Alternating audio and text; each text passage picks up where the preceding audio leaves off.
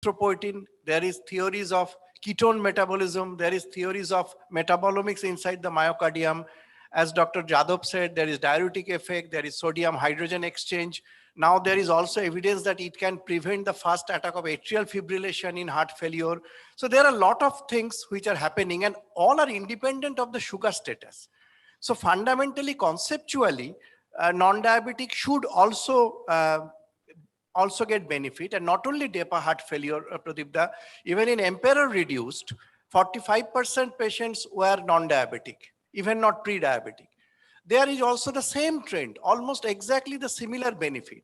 So I think there is overwhelming evidence now for non-diabetic heart failure, but if you ask the mechanism, really there is no good answer as yet. We have to wait perhaps. My another question to Dr. Banerjee, we always talk about the resting heart rate. But how many times in a normal human being in a physiological condition remain in that resting heart rate status? Is there any data anywhere that what is the average heart rate and the relation of mortality or event? What we see in the Holter monitor, there is a range from 50 to 150. The average is 75. So is it the average more important in a human being's life rather than the resting heart rate? No, that is very pertinent because all the times it is very difficult to measure the resting heart rate every time.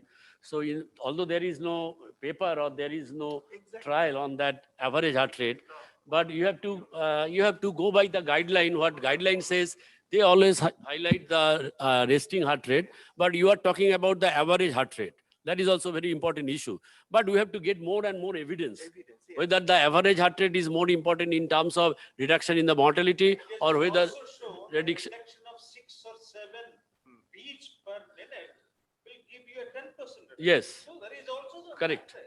Correct. So lesser the rate, more is the chance of outcome, better outcome. Now, Dr. Banerjee, we know that beta blocker reduce both the resting heart rate and exercise-induced heart rate, whereas digitalis reduces only resting heart rate, not the exercise-induced heart rate. Or I am wrong, the other way around.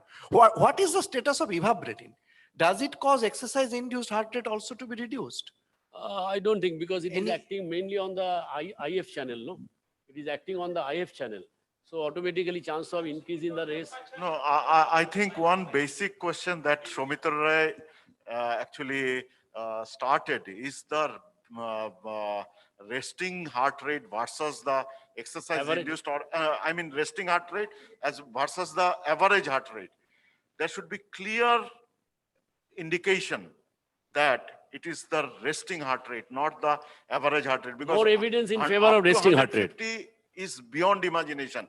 When we listen to the person who was working on the ivabradine, what's his name, doctor?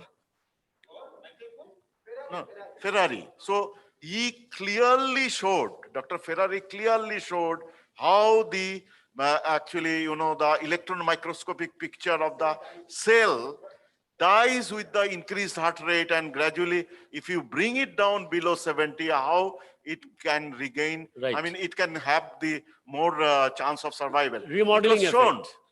That's why it is the resting heart rate which is much more important, and below 70 and up to 60, he was mentioning about 60 to 70, but not 50 as you showed. But that one, I think 60 to 70 is a reasonable, acceptable level of heart rate. Yes. Dr. Rakesh, another comment. I think there was a very interesting observation which was brought about by Muthaiya Vadaganathan. I think this came in November 2020.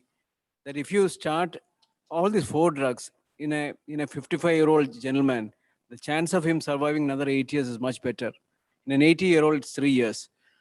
So I think it's been proven beyond doubt with the kind of data that we have that this is this combination. If you can use all the 4 drugs as early as possible, it will really translate into clinical. I have just one question to you. This is what has been going. In fact, yeah. Now the only drug which has shown a mortality benefit, I'm just talking about SGL2, is the DAPA. Whereas with EMPA, there was no mortality benefit. Why do you think so? What was the reason?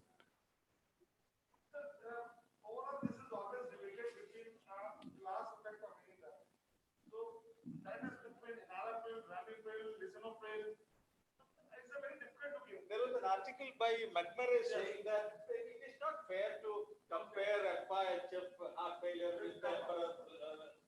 reduced. They are reduced.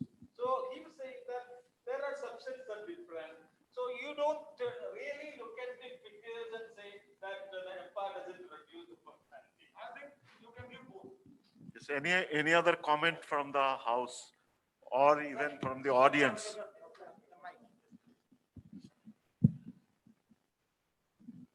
Dr. Banerjee, when we talk of resting heart rate reduction as regard beta blockers, which of the beta blockers will have a better resting rate reduction? Metoprolol, bisoprolol, or carvedilol? Because if we have a beta blocker which has better control on the resting rate, we may not have to add ivabradine in such patients. Yeah, that's right. Yeah.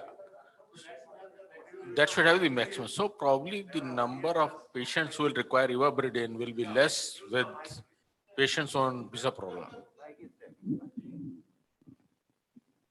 So I think that everybody knows among the 3 selective beta blockers, the bisoprolol has got maximum beta blocking effect or beta 1 receptor selectivity. So the effect on the heart rate has been shown to be maximum with the recommended dose of the bisoprolol. And you have rightly said, if you can achieve that rate with the beta blocker, target rate with the beta blocker like bisoprolol, below 70 as being discussed every time, then there is no need of adding the ivabradine on top of that. There is no need.